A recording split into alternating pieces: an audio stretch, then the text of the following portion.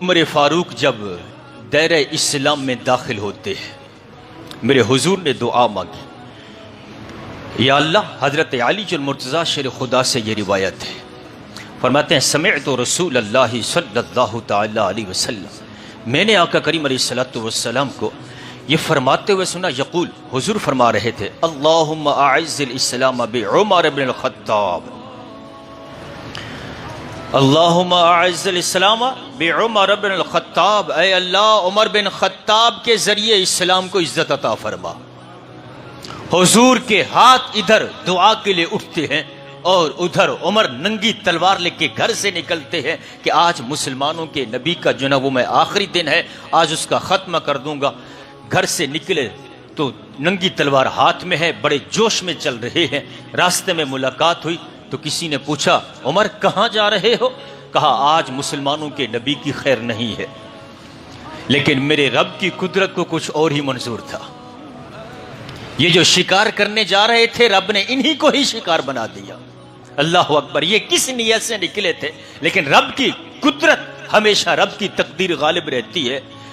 Propaganda کرنے والا یا دوسرے کوئی بھی کسی معاملے میں وہ باطل کے راستے پر چلنے والا جو مرضی کر لے، لیکن ہوتا وہی ہے جو منظور خدا ہوتا ہے۔ ادھر عمر ننگی تلوار لے کے نکلتے ہیں اور ادھر میرے رب کی قدرت یہ ہے کہ حضور دعا کے لیے ہاتھ اٹھا دیتے ہیں، یا اللہ عمر بن خطاب کے ذریعے اسلام کو جو ہے وہ عزت عطا فرما۔ تو راستے میں کسی نے کہا عمر کہاں؟ کہا اسی نیت سے جا رہا ہوں۔ کہا پہلے گھر کی خبر تو لے لو۔ کہا کیا ہوا میرے گھر میں؟ کہا تمہاری بہن اور بہنوئی جو ہے وہ اسلام قبول کر چکے۔ عمر کا خون جوش مارنے لگا، پہلے ہی جوش میں تھے، غصے میں تھے، اب اور خون جو ہے آنکھوں سے ٹپکنے لگا۔ فوراً بہن کے گھر پہنچے، وہاں دروازے پر جب پہنچے تو اندر قرآن کی کلاس لگی ہوئی تھی، قرآن پڑھایا جا رہا تھا۔ بہن اور بہنوئی جو ہے وہ قرآن پڑھ رہے تھے، حضور کے غلام، حضور کے صحابی قرآن پڑھا رہے ہیں، ان کو قرآن کی تعلیم دے رہے ہیں۔ عمر نے دروازہ کھٹکھٹایا، جس انداز سے دستک ہوئی، عمر کی بہن سمجھ گئی کہ عمر آ گیا ہے۔ جلدی سے وہ قرآن، اس وقت تو آج ہمارے پاس تو بہترین ٹائٹل میں ہے، بہترین جو ہے نا وہ کتابت میں ہے، کتابت کے اندر ہے، لیکن اس وقت یہ نہیں ہوتا تھا۔ چمڑوں پر، درختوں کے پتوں پر، اس طرح کی چیزوں پر لکھا ہوتا تھا۔ جلدی سے وہ جو اوراق تھے ان کو جو نا وہ سمیٹا، ایک طرف کر دیا اور دروازہ کھولا۔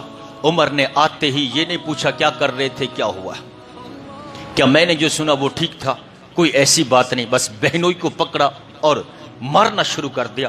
جب بہن نے دیکھا کہ عمر آج نہیں چھوڑنے والا، شوہر کو بچانے کے لیے اپنے شوہر پر گری، تو بھائی نے بہن کو پکڑ لیا اور مارنا شروع کر دیا۔ حضرت عمر فاروق جو ابھی تک اسلام نہیں لائے تھے، ان کی بہن جو اس وقت جملہ کہا وہ آج تک ایسا پیارا جملہ ہے کہ بڑے بڑے کمزوروں کو جو ہے نا وہ جلا اور قوت بخش دیتا ہے۔ آپ کی بہن کہنے لگی، عمر سن لو، جس ماں کا دودھ تم نے پیا ہے اسی ماں کا دودھ میں نے پیا ہے، تم چاہے جتنا ظلم کرو، ہم محمد عربی کا دین نہیں چھوڑیں گے۔ اللہ اکبر، جس ماں کا تم نے دودھ پیا میں نے بھی اسی کا دودھ پیا ہوا ہے۔ عمر نے جب یہ سنا تو یہ الفاظ نہیں تھے، گویا تیر تھے جو کانوں کے ذریعے دل میں پیوست ہو گئے۔ چھوڑ دیا، کہا لو وہ مجھے بھی سناؤ جو پڑھ رہی تھی، لے آؤ قرآن وہ مجھے بھی سناؤ۔ کہا نہیں تم ابھی نہیں چھو سکتے، پہلے جاؤ غسل کرو۔ غسل کیا، اب آ کے بیٹھے، کہا سنو۔ جب قرآن سنا، اللہ اکبر، بہن نے قرآن پڑھ کے سنایا، عمر کے دل کے جو زنگ تھے کفر کے وہ سارے چھٹ گئے۔ میں کہتا ہوں میری بہن، میری ماں، آج بھی اگر تو قرآن پڑھ پڑھ کے اپنی اولاد کو سنے، آج کے دور میں بھی اگر بہن قرآن پڑھ کے بھائی کو سنے، ماں قرآن پڑھ کے بیٹے کو سنے، تو آج بھی رب کعبہ کی قسم ہے، قرآن کے نور سے بیٹے کے دل کے زنگ بھی دور ہو سکتے ہیں اور بھائی کے دلوں کے زنگ بھی دور ہو سکتے ہیں۔ یہ بہن کا مقام ہے کہ جب بہن قرآن پڑھتی ہے تو عمر کے دل کے زنگ دور ہو جاتے ہیں۔ تو کہا میں بھی اس دین میں داخل ہونا چاہتا ہوں۔ کہا پھر پہنچو میرے حضور کی بارگاہ میں، محمد عربی کی بارگاہ میں چلے جاؤ۔ اللہ اکبر، مختصر کر رہا ہوں کہ حضرت عمر فاروق پہلے ننگی تلوار لے کے آ رہے تھے اور غصے کا عالم تھا، آنکھوں میں آنسو، اپنا خون کے آنسو تھے اور بڑے آنکھیں لال تھی، لیکن اب جب نکلے اب عاجزی کا لبادہ اوڑا ہوا تھا، سر جھکایا ہوا تھا، گلے میں حضور کی غلامی کا پٹا ڈالا ہوا تھا، اب چل پڑے۔ آقا کریم علیہ الصلوۃ والسلام ایک گھر میں تشریف فرما تھے اور گھر پر پہرے داری حضرت حمزہ رضی اللہ تعالی عنہ، آپ دروازے پر نگہبان پہرے دار بنے کھڑے ہیں۔ عمر کو آتے ہوئے دیکھا تو آواز دی، حضور کو بتائے حضور عمر آ رہے ہیں۔